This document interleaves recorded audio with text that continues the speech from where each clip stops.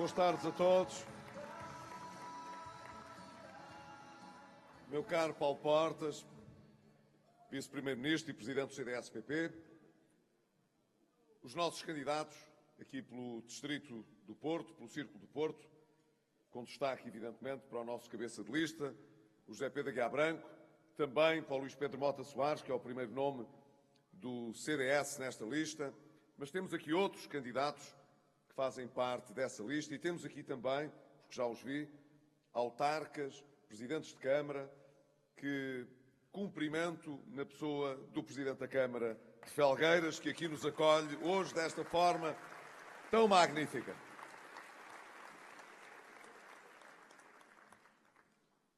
Nós sabemos que estamos a chegar ao momento da verdade. À medida que os dias vão passando, nós vimos cada vez mais portugueses, não falo, reparem bem, dos militantes do PSD e do CDS-PP, que evidentemente estão satisfeitos, mobilizados, porque durante estes anos nos apoiaram muito, deram muito de si, ouvindo muitas críticas, muita pressão, explicando a toda a gente o que tivemos de fazer e que agora começam a perceber que valeu a pena terem-nos apoiado durante estes anos, porque começam a ouvir naqueles com quem contactamos que essa compreensão existe, que esses resultados começam a compreender melhor e que, portanto, o país, os portugueses, estão cada vez mais conscientes do abismo que ultrapassamos, dos sacrifícios que fizemos para vencer as dificuldades, mas também dos bons resultados e, portanto, das boas perspectivas que o país hoje tem quando, nestas eleições, determinar as escolhas políticas para o futuro. E são esses portugueses, como sabem, que estão no centro das nossas preocupações.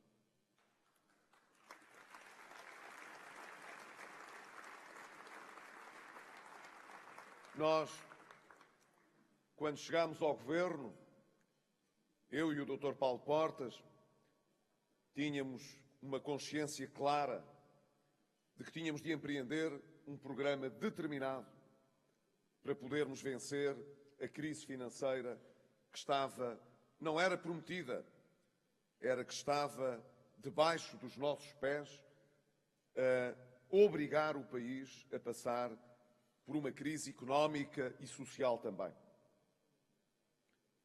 E apesar de termos há 4 anos concorrido em separado às eleições, respeitámos a vontade do eleitorado que queria um governo estável, que tirasse o país desse abismo em que tinha caído e que, pondo Portugal à frente, assegurasse que o que era necessário teria de ter a coragem do governo para ser feito, porque corajosos foram também os portugueses que não baixaram os braços, que procuraram lutar com todas as suas forças para poder defender os seus postos de trabalho, as suas empresas, as suas famílias, aqueles que mais precisavam de ajuda, porque são muitos os que precisam de ajuda quando há crise e quando há problemas.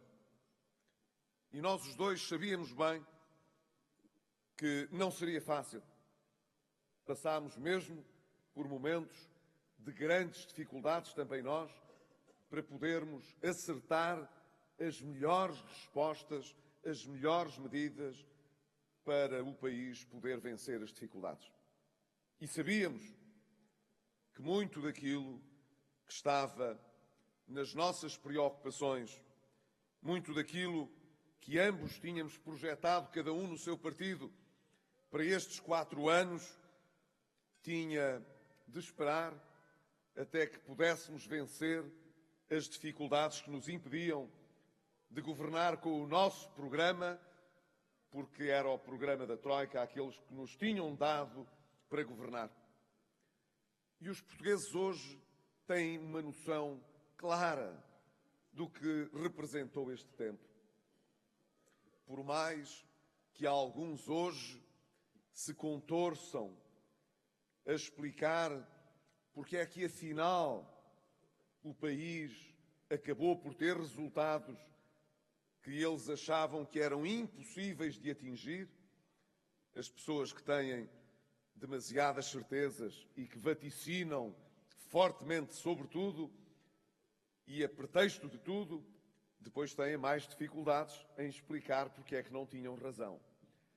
E agora os portugueses assistem a todos aqueles que andaram estes 4 anos a dizer que não era possível, que as medidas do governo não iam dar certo, que o país ia mergulhar numa crise de que não podia sair, que cada vez seríamos mais pobres, que cada vez teríamos mais desemprego, que um novo resgate era inevitável, que nós estávamos a conduzir o país para a desesperança.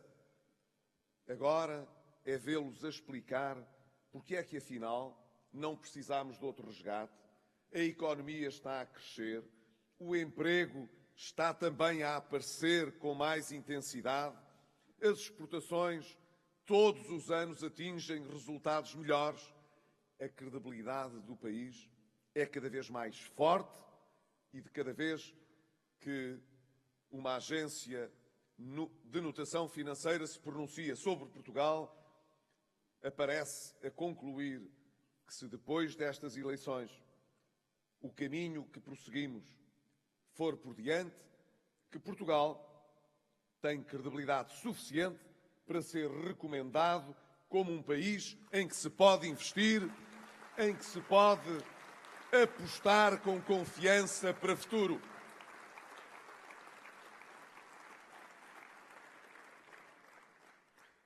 Mas, claro, os portugueses sabem bem que, se não pudermos concretizar todas as expectativas que tínhamos para este mandato, porque tínhamos de vencer a emergência financeira, económica e social, sabem também que não foi de ânimo leve que tomámos muitas das medidas que tomámos.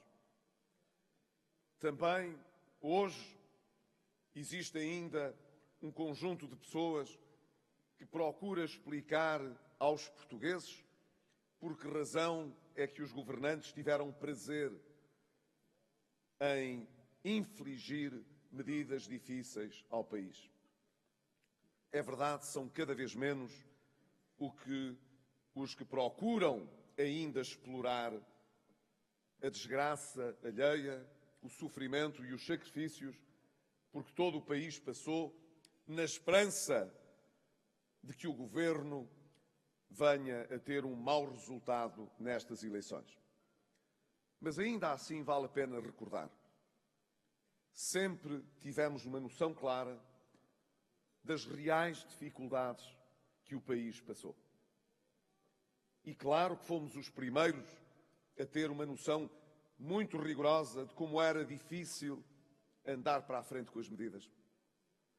Mas, como sabem, nunca fui de facilidades. E já o disse e repito aqui, se nós tivéssemos por facilidade deixado de fazer o que era preciso, hoje não estaríamos aqui nestas eleições a dizer aos portugueses que não falhámos e que, portanto, o país podia ter mais esperança no futuro. Estávamos aqui a justificar-nos do nosso falhanço e do falhanço de Portugal. E isso hoje não acontece e não acontecerá. Bem sei que muitos portugueses teriam preferido que as coisas acontecessem de outra maneira. Não é justo um país com a nossa história precisar tantas vezes de chegar à beira deste abismo e de ter precisado, como nós precisamos, de passar por estas dificuldades. Isso não tem justiça nenhuma. Nenhuma.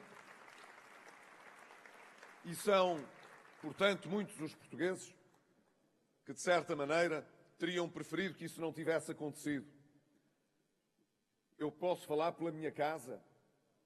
O meu pai, que vem com 89 anos e que, portanto, é um pensionista que conseguiu ao longo destes anos, ser atingido também por muitas das medidas que nós tomamos. Às vezes leio até na comunicação social que ele fica um pouco aborrecido por saber que no governo se lhe afetou essa condição. Mas eu sei que ele sabe, como sabem todos aqueles que pagaram realmente um preço muito elevado pelos tempos que vivemos, que os sacrifícios que fizemos não foram em vão. E que hoje podemos dizer-lhes que conseguimos, porque não virámos a cara às dificuldades e fizemos o que era preciso, conseguimos que o nosso país esteja noutras condições, que possa mais e que, por isso, nos próximos anos, possamos todos concretizar melhor as medidas que defendemos para Portugal e que são o cerne do nosso programa.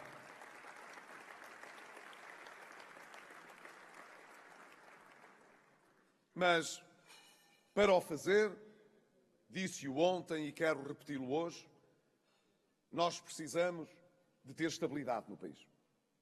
O Dr. Paulo Portas disse-o agora com muita clareza. Se não tivéssemos tido uma maioria no Parlamento nestes anos, o que teria acontecido a Portugal foi o que aconteceu a outros países, e sabem que, em particular, há um que pagou realmente um preço muito elevado por essa instabilidade. Tive a oportunidade, no último Conselho Europeu, de felicitar o meu colega Tsipras, na Grécia, pelo resultado das suas eleições. E por lhe desejar, com sinceridade, toda a sorte do mundo. Porque os gregos merecem, da nossa parte, toda a solidariedade e toda a ajuda que lhes possamos dar, mas merecem, evidentemente, também ter um governo que possa realmente cumprir um programa que tire a Grécia da situação em que está, como nós tivemos um governo que nos tirou da situação que nós herdamos.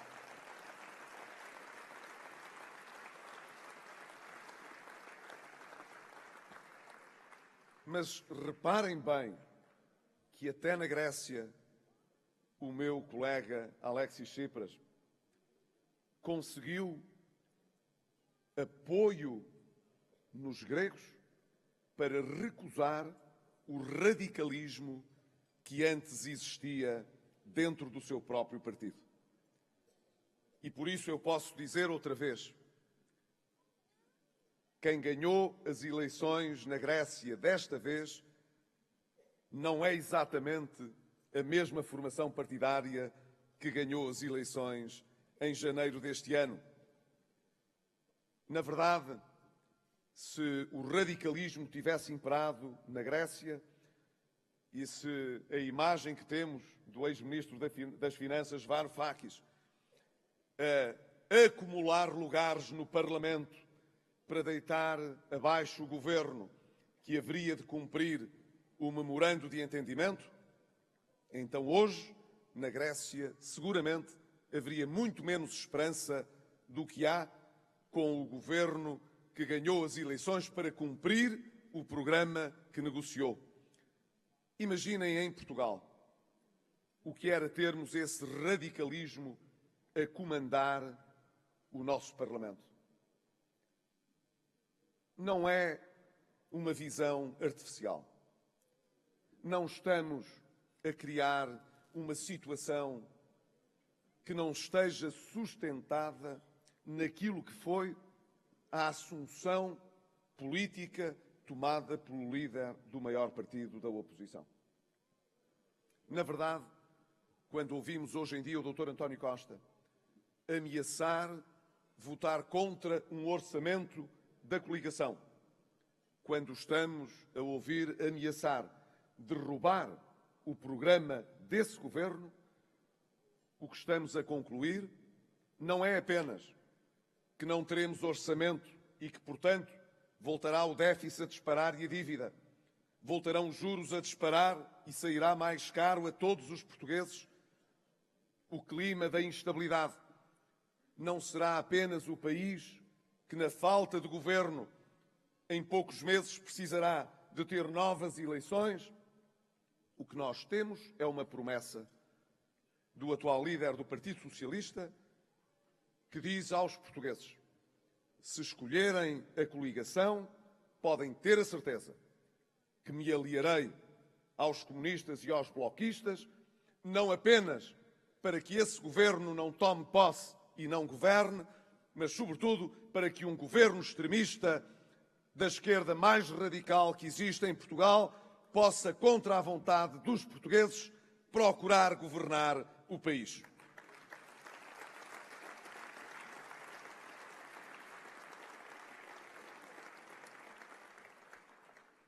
Sou primeiro-ministro há um pouco mais de 4 anos. Sei, por isso, muito bem o que é não ter dinheiro e ter de negociar com quem nos empresta as condições dos empréstimos. Não há nenhum português que não saiba que quem não tem dinheiro não impõe condições. Quem não tem dinheiro aceita as condições que lhe impõem quem empresta. Foi por isso que os 78 mil milhões de euros negociados pelo Partido Socialista traziam tantas condições que seriam consideradas pelos próprios socialistas condições que não deviam existir no país. Nós, apesar disso, mudámos muitas dessas condições e conseguimos, em muitas delas, olhem, desde logo, isentar de IRS as prestações sociais, estava lá escrito, nas condições negociadas pelo Partido Socialista. Nós conseguimos criar um quadro mais realista para a execução desse memorando. Sabem porquê? Porque conseguimos gerar credibilidade e confiança para alterar o contrato. Não altera o contrato quem anda de mão estendida, altera o contrato quem pode andar com as costas direitas e com a cabeça levantada.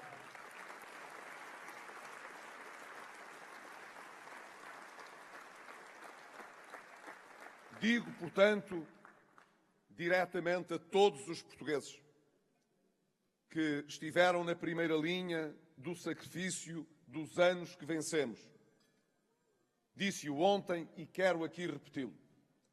É de justiça e de equilíbrio que, governando o governo para todos e tratando todos da mesma maneira, que aqueles que estiveram na primeira linha dos maiores sacrifícios que foram exigidos, pensionistas, trabalhadores que perderam o seu emprego, funcionários públicos, jovens, contribuintes que viram a sua fatura muito agravada pelos impostos, que são exatamente esses que estiveram na primeira linha dos sacrifícios que foram feitos, que não podem deixar de estar também na primeira linha das nossas preocupações agora, que a nossa economia está a recuperar, e eles têm naturalmente de ser os primeiros beneficiários desse crescimento que o país agora pode oferecer. Termino dizendo que esta nossa campanha tem sido não apenas positiva, construtiva, alegre também, porque é cada vez mais a alegria que chega à nossa rua, aos nossos jantares e almoços, ao nosso convívio. Cada vez mais somos mais nesta maratona que se desinibiu, que percebeu que havia uma cumplicidade grande, muito maior do que parecia na sociedade portuguesa, de gente que pensa certo, que não há que penalizar o que deu bons resultados, o que há é que não escolher o que já provou estar errado no passado. Cada vez mais somos mais a pensar da mesma maneira e a ter vontade, a ter muita vontade de continuar este trabalho para o futuro de todos os portugueses e de Portugal.